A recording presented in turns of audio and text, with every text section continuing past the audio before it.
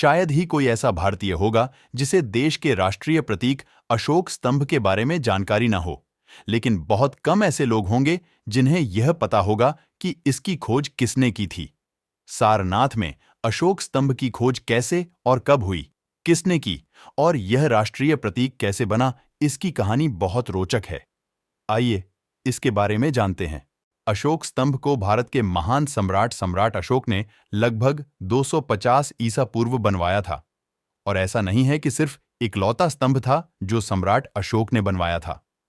उनके द्वारा ऐसे कई स्तंभ बनाए गए थे जो भारतीय उपमहाद्वीप में फैले उनके राज्य में कई जगह पर लगवाए गए थे। खासकर यह स्तंभ ऐसी जगह लगवाए जो भगवान बुद्ध से जुड़ी हुई थी। सन 1905 में सारनाथ में हुई खुदाई में जर्मनी के सिविल इंजीनियर फ्रेडरिक ऑस्कर ओयरटेल ने अशोक स्तंभ खोजा था। फ्रेडरिक को भारत के इतिहास और पुरातत्व में काफी रुचि थी।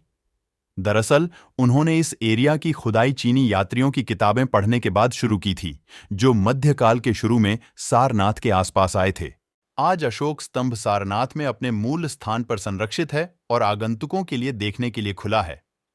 सिंह स्तंभ बहुत बेहतर स्थिति में था, हालांकि क्षतिग्रस्त नहीं था। कमल के ठीक ऊपर गर्दन के पार यह टूटा हुआ था और इसके 2 शेरों के सिर पर चोट लगी थी। यह सिंह स्तंभ एएसआई के सबसे पुराने साइट संग्रहालय सारनाथ संग्रहालय में रखा गया है। जब भारत आजाद होने वाला था, उससे पहले 22 जुलाई 1947 को जवाहरलाल नेहरू ने एक प्रस्ताव संविधान सभा के सामने रखा कि देश के नए ध्वज और राष्ट्रीय प्रतीक के लिए डिजाइन बनाया जाना चाहिए।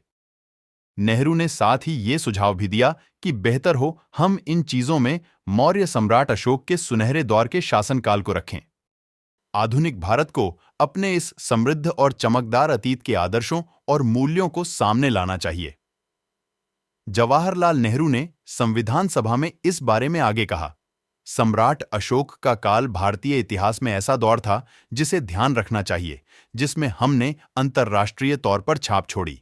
ये केवल एक राष्ट्रीय दौर नहीं था, बल्कि ऐसा समय था जबकि हमने भारतीय राजदूतों को दूर दूर के देशों में भेजा गया और वो साम्राज्य विस्तार के लिए नहीं, बल्कि शांति, संस्कृति और सद्भाव के प्रतीक बनकर गए। संविधान सभा में इसके बारे में दूसरे नेताओं के साथ प्रस्ताव पास किया तो सभी एकमत थे कि देश के पास एक असरदार राष्ट्रीय प्रतीक होना ही चाहिए। ये भी तय था कि ये प्रतीक अशोक के द्वार से ही लिया जाएगा। अशोक स्तंभ का डिजाइन बनाने को लेकर देश भर के कला स्कूलों के छात्रों और एक्सपर्ट्स को बुलाया गया।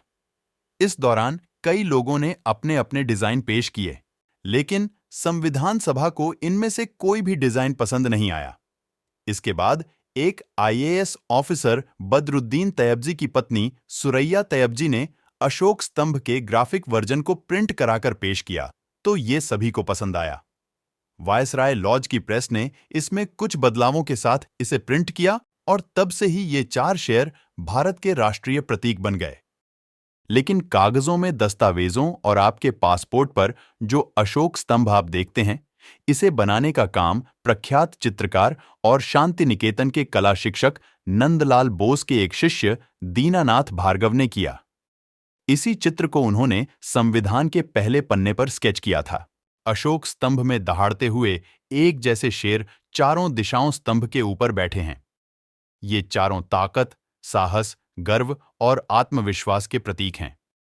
दरअसल मौर्य शासन के दौरान ये चारों शेर चक्रवर्ती सम्राट अशोक की ताकत को दिखाते थे। लेकिन जब अशोक स्तंभ को भारत का राष्ट्रीय प्रतीक बनाया गया तो इसके जरिए सामाजिक न्याय और बराबरी का संदेश दिया गया। अशोक स्तंभ भारत का राष्ट्रीय चिन्ह है, इसलिए इसको लेकर कुछ नियम भी है। इस चिन्ह का इस्तेमाल केवल संवैधानिक पद पर बैठे लोग ही कर सकते हैं, जैसे प्रधानमंत्री, राष्ट्रपति, उपराष्ट्रपति, राज्यपाल, गृहमंत्री, न्यायाधीश एवं अन्य सरकारी संस्थाओं में कार्यरत उच्च अधिकारी।